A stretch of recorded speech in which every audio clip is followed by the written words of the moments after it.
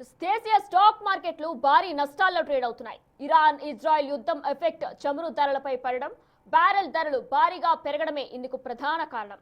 దీంతో stock market ప్రారంభంలోనే నేల చూపులు చూస్తున్నాయి.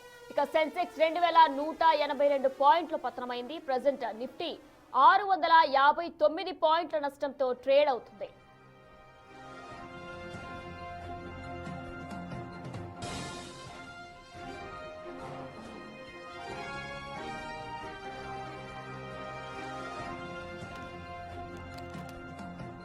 ప్రస్తుతం అంతర్జాతీయ స్టాక్ మార్కెట్లపై కూడా వార్ ఎఫెక్ట్ పడుతున్నట్లు తెలుస్తుంది. నష్టాల్లో స్టాక్ మార్కెట్లు ఉన్నాయి. దేశీయ స్టాక్ మార్కెట్లపైన కూడా క్రూడ్ ఆయిల్ ప్రభావం కూడా ఉన్నట్లు కూడా తెలుస్తుంది. ప్రజెంట్ నిఫ్టీ 659 పాయింట్లు డౌన్ అయింది. అలానే సెన్సెక్స్ 2182 పాయింట్లు పతనమైంది.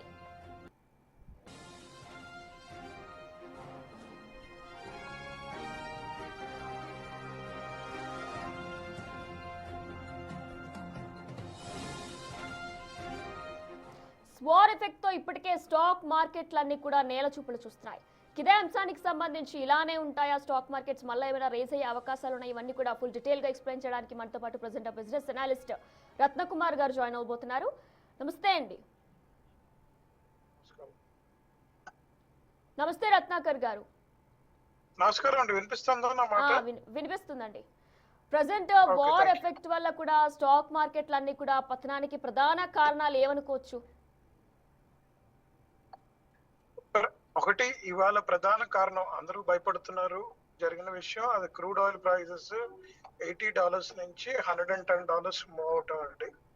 ఇది చాలా నెగిటివ్. నిన్న ఇరాన్ మీద కూడా ఆయిల్ రిజర్వ్స్ మీద బాంబింగ్ చేశారని న్యూస్ వచ్చింది, మీరు చూస్తుంటారు. ఇదేంటంటే షార్ట్ టర్మా లాంగ్ టర్మా అని చూసినప్పుడు చాలా లాంగ్ టర్మ్ ఇంపాక్ట్ ఉండబోతోంది ఈ వార్ క్రూడ్ మీద అనేది అనలిస్టులు అందరూ ఒపీనియన్కి వచ్చి, దాని మూలంగా ఇన్ఫ్లేషన్ పెరిగి మన రేట్ కట్స్ సెంట్రల్ బ్యాంక్స్ ఏవైతే చేస్తాయో ఆర్బీఐ ఫెడరల్ ఇవన్నీ కూడా ఆగిపోతాయండి. కన్సంప్షన్ తగ్గుతుంది. రెండో పక్కన artificial intelligence impact on IT industries also worrying them. So ఈ రెండు బాగా ఎఫెక్ట్ పడి ఇవాళ నెగిటివ్ జోన్ లో తీసుకెళ్ళిందండి. ఆల్మోస్ట్ 2300 పాయింట్స్ అంటే 3% to 4% of the stock market value, 3% of the stock market value పడింది. ఇది చాలా దారుణమైన విషయం. అయితే రత్నాకర్ గారు, ప్రజెంట్ సెన్సెక్స్ 2182 పాయింట్లు పతనం అయిపోయింది. అలానే నిఫ్టీ కూడా చూసుకున్నట్లయితే 659 పాయింట్ల వరకు నష్టంతో ట్రేడ్ అవుతుంది. ప్రజెంట్ ఈ రోజు రేపు ఈ 2-3-4 డేస్ లో ఎవరైనా ఇందులో స్టాక్ మార్కెట్స్ లో ఇన్వెస్ట్ చేయాలి అనుకునే వారికి మీరు ఏం సూచిస్తారు? అంటే ఈ వార్ సెకండ్ వీక్ రావటం, ఇది క్లోజ్ అవుతుందా లేదా అని తెలియకపోవటం, ఇది దీర్ఘకాలికంగా ఉంటే అంటే లాంగ్ టర్మ్ ఉంటే క్రూడ్ ఆయిల్ ఎఫెక్ట్, మళ్ళీ ఆర్బీఐ సెంట్రల్ బ్యాంక్స్ రేట్స్ పెంచుతాయి అనేది ఒక వర్రీ బాగా ఉందండి. ట్రంప్ రోజు అంటున్నాడు war is coming to an end అంటున్నాడు, కానీ అది ఎక్కడ కనిపించట్లేదు. That is worrying all the nations, not only India, China, Japan, US లో కూడా మీరు చూసుంటే నిన్న అన్ఎంప్లాయ్మెంట్ రేట్ పెరిగింది. వాళ్ళ డౌ జోన్స్ కూడా 6% పడింది యాక్చువల్ గా దీని ఎఫెక్ట్ మూలంగా. సో ఓవరాల్ గా నెగటివ్ సెంటిమెంట్ కనిపిస్తుంది. అట్లీస్ట్ ఇంకొక 1 వీక్ వెయిట్ చేయమంటాను. March may not be good situation. అంటే it's good opportunity to enter. Somebody wanted to look for 1 year down the line good growth, ఎందుకంటే market ఈ range లో down అయ్యి మళ్ళీ పెరగడం అనేది జరుగుతుంది. బట్ ఒక 1 వీక్ వెయిట్ చేయమని చెప్తాను ఇన్వెస్టర్స్ అందరికి before taking a call on good stocks.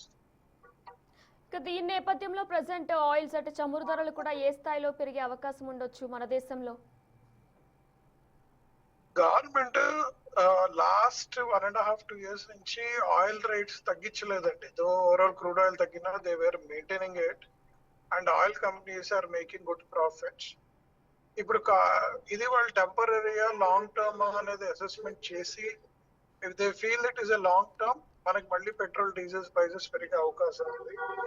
If they feel it is a short term they will not increase. నాకు కల్పిస్తుంది గవర్నమెంట్ ఈస్ వెరీ కాన్ఫిడెన్స్. నాకు రష్యన్స్ అండ్ ఇరాన్ వాళ్ళు నాకు చీప్ గానే ఆయిల్ ఇస్తారు, ఇది అయిన తర్వాత వారు అని గవర్నమెంట్ అలా కాన్ఫిడెన్స్ గా ఉండి రేట్స్ పెంచట్లేదు madam. So we are seeing only positive outcome. But rate మనకు పెరిగితే ఇంకొక 2000 పాయింట్స్ సెన్సెక్స్ కోల్పోతుంది. Because that shows a very negative impact. Mister Ratnakar గారు, మనందరికీ కూడా తెలిసిన విషయమే, స్టాక్ మార్కెట్స్ ఎప్పుడు కూడా అప్ అండ్ డౌన్ చూస్తూనే ఉంటాయి. అయితే వార్ టైంలో ప్రత్యేకంగా వార్ అయిపోయిన తర్వాత మళ్ళీ నార్మల్ అయ్యే స్టేజ్ ఏమైనా కనిపిస్తుంది అనుకోవచ్చా? నాకు అనిపిస్తుందండి, ఎందుకంటే ఇది లాంగ్ టర్మ్ కాదు కదా. వార్ అనేది మళ్ళీ తెలియదు. ఉక్రెయిన్ రష్యా వారు అండ్ ఇటు ఇజ్రాయెల్ హమాస్ వారు, ఇటు మోర్ దెన్ ఒకటి ఉక్రెయిన్ అయితే 1 year పెట్టింది. ఇజ్రాయెల్ హమాస్ వాళ్ళు ఆల్మోస్ట్ ఒక 2 months పట్టింది. వాళ్ళు రష్యా ఇజ్రాయెల్ ఇరాన్ వారు షుడ్ ఎండ్ ఇన్ 15 days అనుకుంటున్నాను. యుఎస్ కున్న పవర్, బట్ గల్ఫ్ ఏరియాని బాంబింగ్ చేయటం అనేది హ్యూజ్ నెగిటివ్ అండి. ఇరాన్ వెళ్ళి చేస్తుంది. That is huge negative. This time collateral damage చాలా హై ఉంటుంది అనేది అందరూ అనుకుంటున్నారు, both financial and collateral damage. Okay. మరి ఈ డౌన్ ఫాల్ అనేది ఏ సెక్టార్స్ మీద ఎక్కువ ప్రభావం చూపిస్తుంది అనుకోవచ్చు?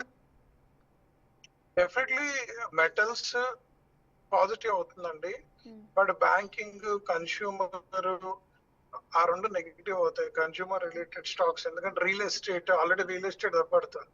జనాల దగ్గర రేట్లు పెరుగుతాయి, ఇన్ఫ్లేషన్ పెరిగితే డబ్బులు ఉండదు, లిక్విడిటీ లేకపోతే వాళ్ళు ఇన్వెస్ట్ చేయరు కదండి. So even liquidity in market will come down. All this three will have a negative influence. So consumer, banking stock కొద్దిగా నెగిటివ్ అయ్యే అవకాశం ఉంది. ఈ వార్స్ జరుగుతున్నప్పుడు ఏ సెక్టార్స్ లో కొత్తగా స్టాక్ మార్కెట్స్ లో అడుగు పెట్టాలనుకునే వారు కానీ, ఇన్వెస్ట్ చేయాలనుకునే వాళ్ళు కానీ, ఏ సెక్టార్స్ లో వాళ్ళు ఇన్వెస్ట్ చేస్తే బెటర్ అనుకోవచ్చు? Generally metal stocks, natural metals will do well అండి. రెండోది డిఫెన్స్ స్టాక్స్. ఇప్పుడు అందరూ ఏమనుకుంటున్నారు అంటే దుబాయ్ గల్ఫ్ మీద బాంబింగ్ చేయడం వలన వాళ్ళు ఎప్పుడు వార్ హెడ్స్ ఎక్కువగా చేసుకోలేదు. They want be piece with lot of countries. వాళ్ళు ఇప్పుడు దీని మూలంగా ప్రొక్యూర్మెంట్ పెంచుకునే అవకాశం ఉంది. డిఫెన్స్ రిలేటెడ్ స్టాక్స్ అనేవి బాగా చేస్తాయి అనేది very very big news in the market. అది అనలిస్ట్ కూడా చాలా పాజిటివ్ గా చెప్తున్నారు. ఎనీ డిఫెన్స్ స్టాక్స్ ఇప్పుడు ఉన్నవి షార్ట్ వాల్యుయేషన్ లో గుడ్ ఆపర్చునిటీస్ సార్, కొనుక్కోమని చెప్తున్నారు అందరు. At least next 1 year they will do well. Okay. Ratnakar గారు, మనం చూసుకున్నట్లయితే వార్ తర్వాత స్టాక్ మార్కెట్స్ మళ్ళా అప్ అండ్ డౌన్స్ అవుతాయి, ఇది okay. But present war effect వల్ల రాబోయే రోజుల్లో మార్కెట్లపై ఎటువంటి ప్రభావం ఉండొచ్చు అనుకోవచ్చు? బాటమ్ అండి 70,000 వస్తే it is more or less bottom as per the break even analysis or other thing. ఇది ఫియర్ ఆఫ్ ఇన్ఫ్లేషన్ అవన్నీ జరిగి 75,000 వచ్చిన సెన్సెక్స్, బిలో 24,000 కి నిఫ్టీ పడింది. ఇంతకు మించి ఇంకా తగ్గే అవకాశం అంటే స్లైట్ గా ఉంటుంది కానీ నాట్ ఎ మేజర్ ఇంపాక్ట్, ఎందుకంటే fundamentals are good, our profitabilities are good, strong network ఉంది, ఆపర్చునిటీ ఉంది. నేను ఎంటర్ అవ్వమనే అంటున్నాను కానీ ఒక 1 week ఆగమంటున్నాను. ఈ వీక్ మనకి అసెస్మెంట్ తెలుస్తుంది. 1 week తర్వాత you can start taking calls on investing in good stocks. Okay, thank you so much Ratnakar గారు for coming and giving a detail explanation about the stock markets.